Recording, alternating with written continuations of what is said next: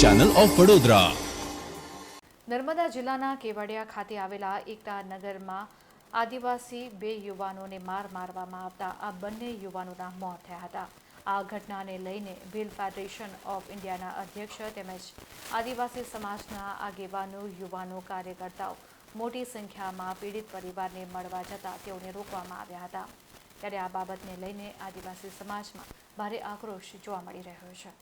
સુરત જિલ્લાના માંગરોળ તાલુકાના નાની નરોલીના ભીલ ફેડરેશન ઓફ ઇન્ડિયાના રાષ્ટ્રીય અધ્યક્ષ ઉત્તમભાઈ વસાવા, ભીલ ફેડરેશન ગુજરાત રાજ્યમંત્રી સુકાભાઈ રાઠોડ, ભીલ ફેડરેશન છાત્ર સંગઠન અધ્યક્ષ અજય વસાવા, કિંગ સંગઠન મુકેશભાઈ વસાવા તેમજ આદિવાસી સમાજના કાર્યકર્તાઓ, યુવાનો, આગેવાનો સમાજના લોકોએ ભેગા થઈ કેવડિયા ખાતે જે આદિવાસી યુવાનો સ્વર્ગસ્થ જયેશ તડવી અને સ્વર્ગસ્થ સંજય તડવીના મોત થયા છે તે સંદર્ભે ન્યાય તેમજ શ્રદ્ધાંજલિ કાર્યક્રમ માટે કેવડિયા ખાતે જવા રવાના થયા હતા।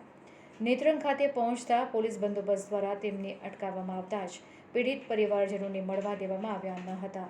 તેથી આદિવાસી સમાજના લોકોમાં આક્રોશનો માહોલ જોવા મળ્યો હતો અને સરકારને ન્યાય કરવા જાગૃત કરવામાં આવ્યા હતા। સુરત જિલ્લામાંથી મોટી સંખ્યામાં કેવડિયા કોલોની જે બે યુવાનોની હત્યા કરવામાં આવી છે અને એક ખાનગી કંપની દ્વારા જે સંજય તડવી અને એ બે યુવાનોની જે હત્યા કરવામાં આવી છે, તો અમે સમગ્ર સુરત જિલ્લામાંથી આદિવાસી સમાજ એકત્ર થઈને મોટી સંખ્યામાં 9 યુવાનો પધાર્યા છે। તો આજે અમે નેત્રંગ ખાતે પહોંચ્યા છે, પરંતુ નેત્રંગમાં પોલીસે અમને રોકવામાં આવ્યા છે, અમને કેવડિયા સુધી પહોંચવા દેવામાં આવ્યા નથી। કેમ કે તમે વિચાર કરો કે અમારા આદિવાસી સમાજના 2 યુવાનોને મારી નાખવામાં આવ્યા છે અને આજે કેન્ડલ માર્ચ હતી, આજે અમે શ્રદ્ધાંજલિ આપવા માટે જતા હતા, તો અમે શ્રદ્ધાંજલિ આપવા અમને જવા દેવામાં આવ્યા નથી અને અમને નેત્રંગ ખાતે જ રોકવામાં આવ્યા છે। તો આજે મોટી સંખ્યામાં યુવાનો એકત્રિત થયા છે અને આખા ગુજરાતની અંદર જે યુવાનો છે, યુવાનોમાં રોષ, આક્રોશ છે અને આવનારા દિવસોની અંદર જો સરકાર અમારે પોતાના હક અધિકાર માટે અમે લડીએ છીએ અને અમારા પર અન્યાય થતો છે, તો અન્યાયની સામે અમે અમારા યુવાનો અવાજ ઉઠાવતા છે। તો આવનારા દિવસોમાં જો અમારા યુવાનોને આ રીતે ખોટી રીતે મારી નાખવામાં આવતા છે અને સરકારનો ન્યાય આપતા નથી, તો આવનારા દિવસોમાં અમારા યુવાનો હવે પેલા શહીદ ભગતસિંહના રસ્તે તો અત્યાર સુધી ચાલ્યા જ છે, પરંતુ અમે બિરસા દાદાના રસ્તે પર આવનારા દિવસો ચાલવાના છે।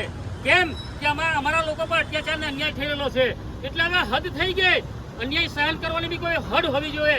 આ તો આટલી બધી હદ થઈ ગઈ, ખરેખર તાત્કાલિક ધોરણે એક્શન લેવી જોઈતી હતી અને ખાનગી કંપનીના જે એજન્સીવાળા લોકો છે આ લોકોને તાત્કાલિક ધોરણે એફઆઈઆર કરીને એમને જેલમાં નાખવાના હતા, 302 માં દાખલ કરવાના હતા। પરંતુ આજે અમારા યુવાનોને મારી નાખવામાં આવ્યું છે, કેન્ડલ માર્ચ કરવામાં આવ્યું છે અને આખા ગુજરાતમાંથી ત્યાં લોકો જઈ રહેલા છે, ત્યાં બધી જગ્યાએ આખા ગુજરાતમાંથી ડિટેલ કરવામાં આવ્યો છે એવું અમને સાંભળવા મળ્યું છે। તો અમે ખરેખર સરકારની નિંદા કરીએ છીએ અને પોલીસ મિત્રોને વચ્ચે લાવીને જે સરકાર ખોટી રીતે તાનાશાહી ગુજારી રહેલા છે, અમે તો એવું કહેવા માંગીએ છીએ કે બ્રિટિશ સરકાર સારી હતી, અત્યારની ભાજપ સરકાર કરતાં બ્રિટિશ સરકાર સારી હતી કે પોતાનો હક અધિકાર એ લોકો આપતા હતા। અંગ્રેજ સરકારો વખતે પણ જાતિ જનગણના થયેલી છે, પરંતુ આ ભાજપ સરકારમાં જાતિ જનગણના નથી થઈ, એટલે ખરેખર અમે લોકો ધિક્કારીએ છીએ ભાજપ સરકારને અને ભાજપ સરકારમાં બેઠેલા નેતાઓને। અમારા આદિવાસી નેતાઓ ભાજપમાં છે એટલે પર ધિક્કારીએ છીએ અમે લોકો કે આદિવાસી પર અત્યાચાર થતા છે એટલે તમે આદિવાસી નેતાઓ ઊંઘમાં રહેલા છે તો તમારે રાજીનામા આપી દેવા જોઈએ। આવા નેતાઓ સમાજ માટે કલંક છે, અમે ધિક્કારીએ છીએ આવા નેતાઓને। એટલે આદિવાસી નેતાઓ જે છૂટાઈને ગયેલા છે એવા લોકોને આહવાન કરીએ છીએ કે ભાઈ તમે આદિવાસી સમાજમાંથી આવો છો અને તમે લોકો અનામત સીટ પર ઇલેક્શન લડો છો, તમારી તાકાત હોય તો સામાન્ય સીટ પર લડીને તમે ધારાસભ્ય કે સંસદ સભ્ય બની શકો, તો અમે તમને આશ્વાસન આપીએ। પરંતુ ના, આદિવાસી સીટ પર તમે લોકો આજે ભાજપ કોંગ્રેસમાં ચૂંટાઈને ગયા છે તો આદિવાસી માટે બોલો, તમારું લોહી ઉકળાવો। એટલે હું ઉત્તમભાઈ વસાવા આજે આ દક્ષિણ ગુજરાતમાંથી આ યુવાનો મારા આવ્યા છે એ મારા યુવાનોને ધન્યવાદ આપું છું।